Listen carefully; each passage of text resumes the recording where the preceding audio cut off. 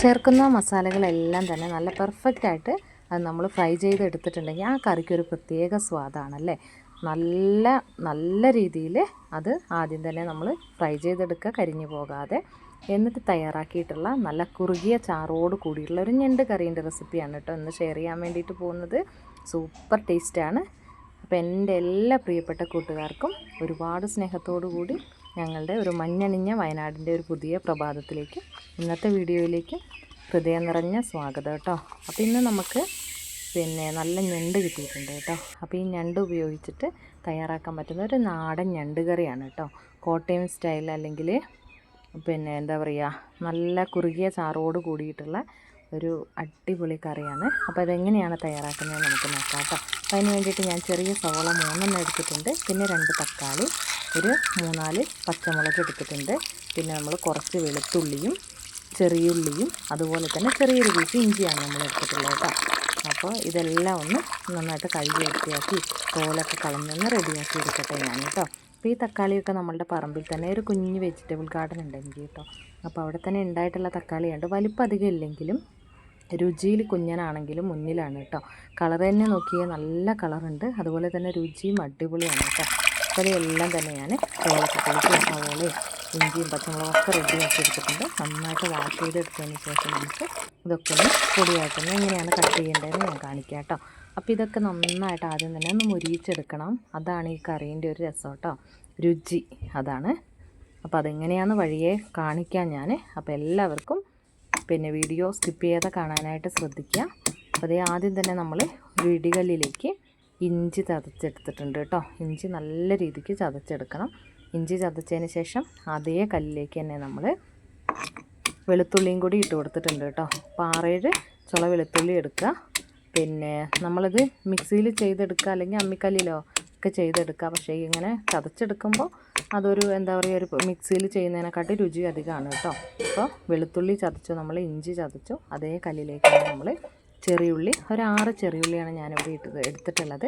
അതിലൊരു 3 ചെറിയുള്ളിയാണ് ഞാനിപ്പോൾ ചതച്ചെടുക്കുന്നത് കേട്ടോ. പിന്നെ 3 നമ്മൾ കട്ട് ചെയ്തെടുക്കുകയാണ് ചെയ്യുന്നത്. പിന്നെ ഇതേ സവോള 3 പൊടി പൊടിയായിട്ട് അരിഞ്ഞെടുത്തു, നമ്മളുടെ മുളക് അരിഞ്ഞെടുത്തു, അതുപോലെ തന്നെ തക്കാളി അരിഞ്ഞെടുത്തിട്ടുണ്ട് കേട്ടോ. അപ്പോൾ ഈ തക്കാളി പച്ചമുളകൊക്കെ നമ്മുടെ തന്നെ പറമ്പിലുണ്ടായി വന്നിട്ടുള്ളതാണ് കേട്ടോ. അപ്പോൾ അതേ തക്കാളിയും കൂടി കട്ട് ചെയ്തെടുത്ത് ഇനി നമുക്കിത് എങ്ങനെയാണ് തയ്യാറാക്കുന്നതെന്ന് നോക്കാം. പിന്നെ ആവശ്യത്തിന് കറിവേപ്പിലയൊക്കെ നമ്മൾ വീട്ടിൽ അധികമുള്ളവരാണെങ്കിൽ ഒരു 2-3-4 തണ്ട് കറിവേപ്പില എടുത്തോളൂ കേട്ടോ. എത്രത്തോളം കറിവേപ്പില ചേർക്കുന്നോ അത്രയും സ്വാദ് കൂടുകയുള്ളൂ കേട്ടോ. പിന്നെ നമ്മളിതേ ഒരു പാത്രം അടുപ്പയിൽ വെച്ച് കൊടുത്തിട്ട്, ഇത് വെളിച്ചെണ്ണയിലാണ്, നാടൻ കറി ആയതുകൊണ്ട് തന്നെ കോക്കനട്ട് ഓയിലിലാണ് നമ്മളിത് പ്രിപ്പയർ ചെയ്തെടുക്കുന്നത് കേട്ടോ. അപ്പോൾ വേണ്ട ആവശ്യത്തിന് ഒരു 1.5 ടീസ്പൂൺ അളവിൽ ഞാനിവിടെ വെളിച്ചെണ്ണ ചേർത്ത് അതിലേക്ക് കടുക് പൊട്ടിച്ചു.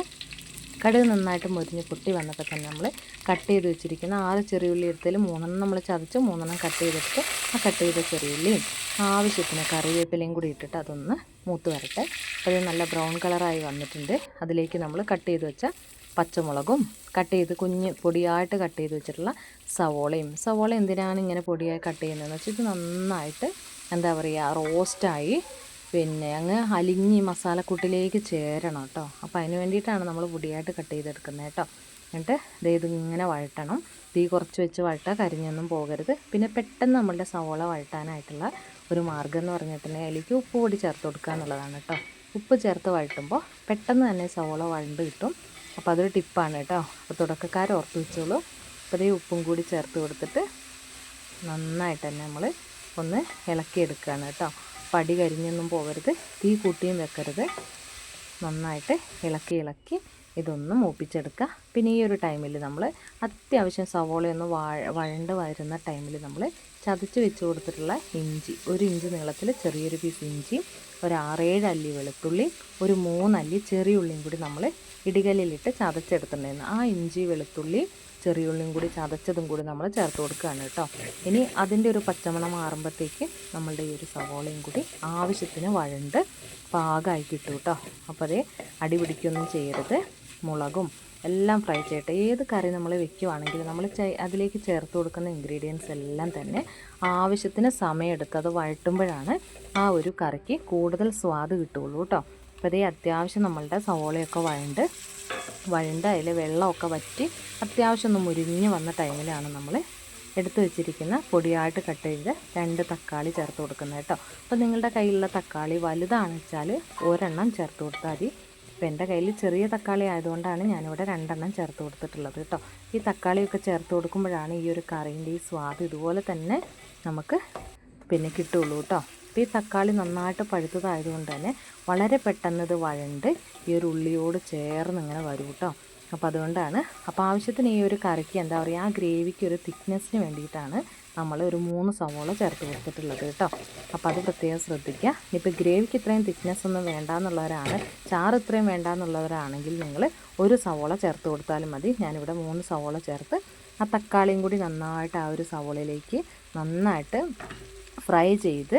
ഫ്രൈ ആയി വന്ന ടൈമിൽ 1 ടീസ്പൂൺ അളവിൽ മുളക് പൊടി, 1/4 ടീസ്പൂൺ അളവിൽ ഗരം മസാലയും മഞ്ഞൾപ്പൊടിയും, അതുപോലെ തന്നെ ആവശ്യത്തിന് 1 ടീസ്പൂൺ അളവിൽ മല്ലിപ്പൊടി മുളക് പൊടി 1 ടീസ്പൂൺ അളവിൽ, 1/4 ടീസ്പൂൺ അളവിൽ മാത്രം മഞ്ഞൾപ്പൊടി, ഗരം മസാലയാണ് നമ്മളിതിലേക്ക് ചേർക്കുന്നത്. പിന്നെ നമ്മളിതിലേക്ക് മീറ്റ് മസാല ഒരു 1/4 ടീസ്പൂൺ അളവിൽ ചേർത്ത് കൊടുക്കുന്നുണ്ട് കേട്ടോ. അപ്പോൾ ഈ ഒരു മഞ്ഞൾപ്പൊടിയും മല്ലിപ്പൊടിയും മുളക് പൊടിയും എല്ലാം തന്നെ നമ്മുടെ വീട്ടിൽ തന്നെ പൊടിച്ചെടുത്തിട്ടുള്ള പൊടികളാണ് കേട്ടോ. അപ്പോൾ അതെല്ലാം മിതമായ അളവിൽ മാത്രം ഏത് കറിയിലാണെങ്കിലും നമ്മൾ മസാലകൾ ചേർക്കാനായിട്ട് ശ്രദ്ധിക്കുക കേട്ടോ. എപ്പോഴും മിതമായ അളവിൽ മസാല ചേർക്കുമ്പോഴായിരിക്കും ഈ ഒരു കറിക്കൊരു ടേസ്റ്റ് അധികമായിട്ട് ഉണ്ടാവുള്ളൂ. അല്ലെങ്കിൽ ആ ഒരു മസാലേൻ്റെ കുത്തൽ എപ്പോഴും നമുക്ക് അനുഭവപ്പെടും. അപ്പോൾ അതുകൊണ്ട് മസാലകൾ ചേർക്കുമ്പോൾ മിതമായ അളവിൽ ചേർക്കാനും അതുപോലെ തന്നെ ചേർക്കുന്ന എല്ലാ മസാലകളും നന്നായിട്ട് അത് മൂപ്പിച്ചെടുക്കാനും ശ്രദ്ധിക്കണം കേട്ടോ. അപ്പോൾ ഈ മസാലയൊക്കെ ചേർത്ത് കൊടുത്ത് നന്നായിട്ട് അതിൽ കിടന്നൊന്ന് ആ ഒരു പിന്നെ തീ കുറച്ച് വെച്ച് ആ ഒരു ചട്ടി കിടന്നിട്ട് അത് നന്നായിട്ട് ഫ്രൈ ആയി വന്നിട്ടുണ്ട് കേട്ടോ. കാണുമ്പോൾ തന്നെ നമുക്കറിയാം നമ്മൾ ചേർത്ത് കൊടുത്ത സവോളയും അതുപോലെ തന്നെ തക്കാളിയും ഒക്കെ മസാലയോട് ചേർന്ന് നല്ല രീതിയിൽ തന്നെ അത് പിന്നെ എന്താ പറയുക ഫ്രൈ ആയി വന്നിട്ടുണ്ട്. ഇങ്ങനെ തന്നെ കിട്ടണം. ഇങ്ങനെ നന്നായിട്ട് അത് മുരിഞ്ഞ് വരുമ്പോഴാണ് നല്ലോണം എന്താ പറയുക നമ്മളിങ്ങനെ ഈ പാത്രത്തിലിട്ട് ഇളക്കുമ്പോൾ നന്നായിട്ട് അതിങ്ങനെ മൂത്തിട്ട് ഇങ്ങനെ ചട്ടിയിൽ നിന്ന് വിട്ട് വരുന്നൊരു പാകമുണ്ടല്ലോ, നനവൊക്കെ മാറി അതുപോലെ ഫ്രൈ ആയിട്ട് വരുന്ന സമയം വരെ നമ്മൾ വെയിറ്റ് ചെയ്യണം കേട്ടോ. സമയം എടുത്ത് ചെയ്യണം. എന്നാൽ മാത്രമാണ് നമുക്ക് ഇതേ ടേസ്റ്റ് കീപ്പ് ചെയ്യാനായിട്ട് പറ്റുള്ളൂ കേട്ടോ. അപ്പോൾ ഇത് നല്ല രീതിയിൽ മസാലയൊക്കെ വഴണ്ട് വന്നിട്ടുണ്ട്. പിന്നെ ഈ ഒരു ടൈമിൽ നമ്മൾ ഇതിലേക്ക് ഇനി ചൂടുവെള്ളം, നല്ല തിളച്ച വെള്ളം വേണം ചേർത്ത് കൊടുക്കാൻ. നമുക്ക് എത്രത്തോളം എമൗണ്ട് ചാറാണ് നമുക്ക് ഈ കറിക്ക് വേണ്ടതെന്ന് വെച്ചാൽ അത്രയും വെള്ളം ചേർത്ത് കൊടുക്കുക കേട്ടോ. ഞാനിവിടെ 2-2.5 ഗ്ലാസ് വെള്ളം ചേർത്ത് കൊടുക്കുന്നുണ്ട്. പിന്നെ നല്ല തിളച്ച വെള്ളം, പച്ചവെള്ളം ചേർക്കുകയേ ചെയ്യരുത്. തിളച്ച വെള്ളം തന്നെ വേണം കേട്ടോ. പച്ചവെള്ളം ചേർത്താൽ നമ്മൾ ഇത്രയും നേരം ഉണ്ടാക്കിയെടുത്തിട്ടുള്ള ആ ഒരു സ്വാദ് അവിടെ തന്നെ നഷ്ടപ്പെടും കേട്ടോ. അത് നമ്മൾ ഒരിക്കലും ചെയ്യരുത്. ഏത് കറിയിലാണെങ്കിലും തിളച്ച വെള്ളം മാത്രമേ ചാറ് ചേർക്കാൻ വേണ്ടിയിട്ട് നമ്മൾ യോജിപ്പിക്കാൻ പാടുള്ളൂ. അത് 2-2.25 ഗ്ലാസ് വെള്ളം ഒഴിച്ചപ്പോൾ തന്നെ ഗ്രേവി അത്യാവശ്യം തിക്നെസ്സോട് കൂടി തന്നെയാണുള്ളത്. അപ്പോൾ നമ്മൾ ഇനി എന്താണെന്ന് വെച്ചാൽ ഇനി ഞണ്ട് ചേർത്ത് കൊടുക്കുമ്പോൾ ഞണ്ടിൽ നിന്ന് കുറച്ച് വെള്ളം കൂടി വരൂല്ലേ. ഞണ്ടിൽ നിന്ന് കുറച്ച് വെള്ളം കൂടി വരുമ്പോഴേക്കും ഇത് പാകമായിക്കോളൂ കേട്ടോ. ഇനി ആ ഒരു മസാലക്കൂട്ടിനെ നമ്മളൊന്ന് തിളയ്ക്കാൻ അനുവദിക്കുക എന്നുള്ളതാണ് കേട്ടോ. അപ്പോൾ അത്യാവശ്യം ഒന്ന് തിളച്ച് വന്നപ്പോൾ നല്ല രീതിയിൽ തന്നെ ക്ലീൻ ചെയ്ത് വൃത്തിയാക്കി കൊണ്ടുവന്നിട്ടുള്ള നമ്മളുടെ ഞണ്ട് അതിലേക്ക് ഇട്ട് കൊടുക്കുകയാണ് കേട്ടോ. അപ്പോൾ ഇവിടെ കുട്ടികൾക്കൊക്കെ ഒരുപാട് ഇഷ്ടമുള്ളൊരു കറിയാണ്. അപ്പോൾ ഞാൻ എൻ്റെ ചാനലിൽ തന്നെ മുൻപ് ഒരു ഞണ്ട് റോസ്റ്റ് ചെയ്യുന്നൊരു വീഡിയോ ഇട്ടിട്ടുണ്ട് കേട്ടോ. അപ്പോൾ അത് ഒരുപാട് ആളുകൾ കണ്ടു, നല്ല അഭിപ്രായം പറഞ്ഞ വീഡിയോ ആണ്. അപ്പം ഞണ്ട് റോസ്റ്റ് ഉണ്ടാക്കുന്ന കേരള സ്റ്റൈൽ ഞണ്ട് റോസ്റ്റിൻ്റെ വീഡിയോ, അപ്പോൾ അത് കാണാത്തവരുണ്ടെങ്കിൽ ഒന്ന് കണ്ടു നോക്കൂ കേട്ടോ. അപ്പോൾ അതിൽ നമ്മളെ ഈ വീഡിയോയിൽ തന്നെ പിന്നെ എന്താ പറയുക പ്ലേലിസ്റ്റിൽ കയറിയാൽ നിങ്ങൾക്കത് കാണാനായിട്ട് പറ്റും. അല്ലാതെ തന്നെ പിന്നെ ചാനലിൽ കയറി നോക്കിയാലും കാണാൻ പറ്റും കേട്ടോ. അപ്പോൾ അത് ഇഷ്ടമുള്ളവരുണ്ടെങ്കിൽ ഒന്ന് കണ്ടു നോക്കൂ കേട്ടോ. അപ്പോൾ അതേ ഈ ഒരു രീതിയിലാണുള്ളത് ഞണ്ട് ഇട്ട് കൊടുത്തപ്പോൾ. അപ്പോൾ നമ്മൾ വെള്ളം കുറവാണെന്നൊന്നും വിചാരിക്കേണ്ട കാര്യമില്ല. കാരണം വെള്ളം കുറവൊന്നല്ല കേട്ടോ. ഇതിനിപ്പോൾ ഈ ഒരു ഞണ്ട് ഒന്ന് ചൂടായി കഴിഞ്ഞ് തിളച്ച് കഴിയുമ്പോഴത്തേക്ക് ഈ ഞണ്ടിൻ്റെ ഉള്ളിൽ നിന്ന് കുറച്ചും കൂടി ചാറ് ഇതിലേക്ക് കറിയിലേക്ക് ഇറങ്ങി വരും കേട്ടോ.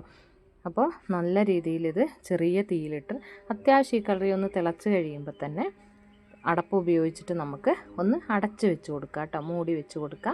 എന്നിട്ടൊരു അത്യാവശ്യം ഒരു എന്താ പറയുക ഹൈ ഫ്ലെയിമിലല്ലാതെ ഒരു മീഡിയം ടു ഹൈ ഫ്ലെയിമിൽ വെച്ചിട്ട് വേണം ഇതിനെ നമുക്ക് വേവിച്ചെടുക്കാനായിട്ട്. ഇടയ്ക്കിടയ്ക്ക് ഒന്ന് തുറന്ന് നോക്കുക. അടി പിടിക്കുകയൊന്നും ചെയ്യരുത്. വളരെ പെട്ടെന്ന് ഒരു 19-20 മിനിറ്റിൻ്റെ ഉള്ളിൽ തന്നെ ഇത് പെട്ടെന്ന് തന്നെ വെന്ത് കിട്ടും കേട്ടോ. 10-20 മിനിറ്റിൻ്റെ ഉള്ളിൽ ഇത് വെന്ത് കിട്ടും. അത്ര തന്നെ വേവൊക്കെ ഉള്ളൂ ഇതിന്. പിന്നെ നമ്മൾ ചാറൊക്കെ നമുക്ക് എത്രത്തോളം കണ്ടില്ലേ, ഇപ്പം തന്നെ അത്യാവശ്യം ഒരു ചാറായി വന്നിട്ടുണ്ട്. ഇത് കണ്ടോ നല്ല മണമാണ് കേട്ടോ. നല്ല മസാലകളെല്ലാം നല്ല പെർഫെക്റ്റായിട്ട് തന്നെ നമ്മൾ മൊരിയിച്ചെടുത്തത് കൊണ്ട് തന്നെ ആ ഒരു ടേസ്റ്റ് നമ്മളുടെ ഈ കറിക്ക് ഈവനായിട്ടുണ്ട് കേട്ടോ. അത് വെറുതെ പറയുന്നതല്ല, നിങ്ങൾ പ്രിപ്പയർ ചെയ്ത് നോക്കണം ഇതേ രീതിയിൽ തന്നെ. അപ്പോൾ നല്ല രീതിയിൽ തിളയ്ക്കുന്നുണ്ട്. ഇനി ഇതിങ്ങനെ തന്നെ നമ്മൾ മൂടി വെച്ച് ഇടയ്ക്കിടയ്ക്കൊന്ന് തുറന്ന് ഒന്ന് ഇളക്കി കൊടുത്ത് അങ്ങനെ തന്നെ വെച്ചിട്ട് ഇത് വേവിച്ചെടുക്കാൻ ഞണ്ട് കേട്ടോ. പിന്നെ എന്താണെന്ന് വെച്ചാൽ നമുക്ക് ഇപ്പോൾ ഒരു അപ്പത്തിനോ കപ്പയ്ക്കോ അങ്ങനെയൊക്കെ കഴിക്കാനാണെങ്കിൽ അതിനനുസരിച്ച് ചാറ് വേണമല്ലോ.